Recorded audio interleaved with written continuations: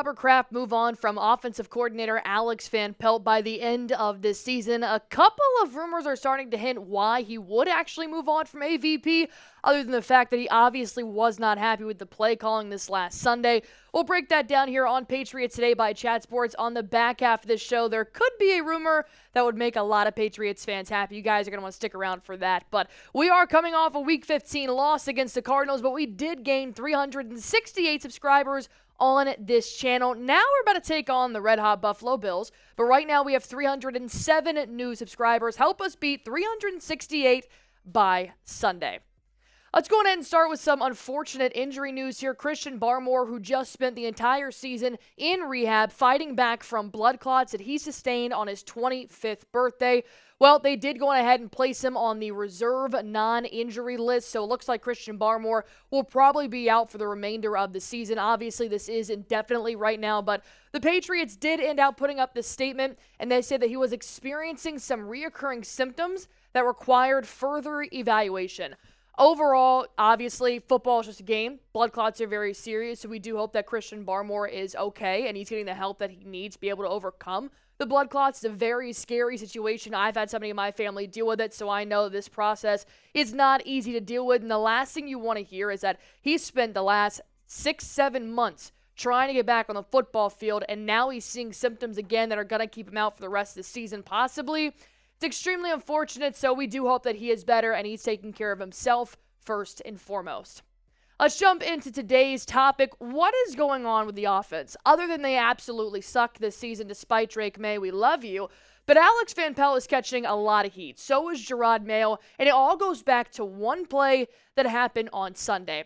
Let's break down from Sunday to Thursday, which is today, what has been going on. The first half of the Patriots versus Cardinals game, they did not convert a 1-yard play on 2 attempts, a 3rd and 1, and they tried to go for it on a 4th and 1. Well, they ran the I formation. They didn't do a quarterback sneak, even though your quarterback is 6'4", 225 pounds. So this caused a lot of commotion. Then mid-game, both of the Krafts, Robert and Jonathan, are shown to not be very pleased with the play calling, as you can see their mouths, and we kind of came to the conclusion that they said the play calling is terrible.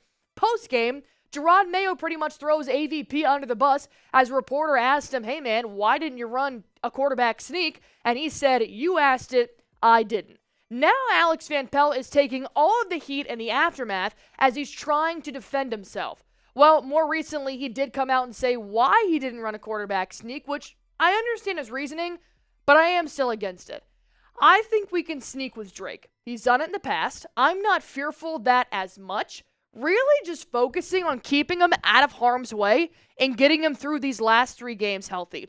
And I 100% get that. You're in a no-win situation. There's no point in getting Drake May hurt. But you have also protected this rookie more than any rookie in the NFL. The kid is a football player. Not to mention, he's not a small one either. He's 6'4". I think he can rush a single yard to try and help his team score. That's just my opinion on the whole situation. But this was the play in question. Obviously, running an I formation not once but twice, kind of stupid. Really stupid, actually. Not when you've got a 6'4" quarterback and Ramondre Stevenson, who's more of a bruising back, in your backfield. Run it down their throats. But then, following this play, later on in the game, that's when we see Robert and Jonathan Kraft talking and discussing. And even this next page, you can see that Jonathan Kraft has a piece of paper on his lap. He's taking notes. He's writing stuff down. And this has now led to the rumor, is he evaluating Alex Van Pelt and his offensive play calling? Well, we'll have to break that down here and see what could be on the Kraft's mind coming up in just a minute. You guys are about to get hit with a YouTube ad break, but I'm going to leave you guys a pinned question. Go on ahead, comment down below while you're sitting through that ad break. Should the Patriots bring in another OC? Type B for bring in, type K for keep. I can go back and forth, but I'll break that down in just a moment. Concerning the Robert and Jonathan Kraft's emotions, Alex Van Pelt actually was asked, hey man, did you see that clip? Do you kind of know they didn't look very happy with what you were calling on the field? And he said, I know Jonathan was upset, and that came out. But nobody was more pissed off than I was. My door's always open. The Krafts, I answer to those guys. I've had great conversations with Robert over the course of this season, Mr. Kraft, and it's always been positive. But the latest report came out that Robert nor Jonathan have come to his office and asked what's going on. Have discussed, hey man, you probably saw my emotions. I was talking about, something else. I wasn't even talking about you. Like you do when you get caught talking shit. I know we've all been there. But so now, Robert Kraft hasn't tried to clear the air. Maybe because he sees that there is no reason to clear the air because he's going to give him the boot at the end of the season. So now the question is faced, could the Krafts bring in another OC? And I asked you guys this question ahead of that YouTube ad break. And I go back and forth on this because I know you don't want to just infiltrate Drake May with several OCs and different playing styles in its first couple of years with New England. But on the other hand, it's like angel and a devil. On the other shoulder, do you really want Drake May to be developed by Alex Van Pelt, who clearly does not use his skill sets in the right way? He very rarely lets him throw deep. He doesn't have quarterback design runs. He doesn't quarterback sneak him. I don't want Drake May to be in this bubble just because Robert Kraft said, well, I don't want to bring in a better offensive coordinator for him. That'd be incredibly stupid. So the recent report from Albert Breer might make a lot of you guys happy about whether or not we should bring in a possible other OC. And I'll just give you guys a hint. He has been the offensive coordinator for the Patriots before. Before I jump into that, I do want to go on ahead and tell you guys about our sponsor. It is Game Time. This is the best place to get tickets to any sporting event, concert show, comedy, or maybe even the theater. If you guys want to go on ahead and save money, which I know you do, then download Game Time. Game Time is going to give you the lowest price guaranteed. They're also going to give you all-in pricing, which means no surprise fees at checkout, and you guys can see the view from your seat in a 180 panoramic view in the app before you buy. But my favorite feature is Game Time Picks. This filters out all the fluff to make sure you're getting the best deals on the best seats without having to search through thousands and thousands of tickets. And this actually saved my butt last weekend. Boyfriend's brother and sister-in-law came into town. They said, let's go do something. I said, how about an NHL game? You guys have never seen professional hockey. I'll take you. And I, wanted to impress him, wanted to get him the nicer seats. So I actually found a seat with Game Time Picks, gave me 10% off just cuz. So if you guys want to go on ahead and save yourself some money and spend some quality time this holiday season, download the Game Time app, create an account, and use code CHATSPORTS for $20 off your first purchase. Terms apply. Again, create an account and redeem code CHATSPORTS for $20 off. Download Game Time today. What time is it? It is game time. Could Josh McDaniels be coming back to the New England Patriots? Obviously, as an OC, I think he's phenomenal. As a head coach, he kind of sucked. That's why the Raiders ended up moving on from him. And I just don't think that was where his niche really was. But as an OC for New England, with a rookie quarterback, I think it could be a really, really good fit. The only issue is you have an offensive coordinator. You have a head coach. So you kind of can't get one without the other. So now a recent report is hinting, hey, maybe we just rebuild one more time, but this time with an experienced head coach, OC, and DC. What about Mike Vrabel and Josh McDaniels? That immediately takes your offense to a next level. And I'm not the one that's crafting this idea. Albert Breer came out here and gave some inside information saying, yes, Mike Vrabel would have an interest in coaching the New England Patriots.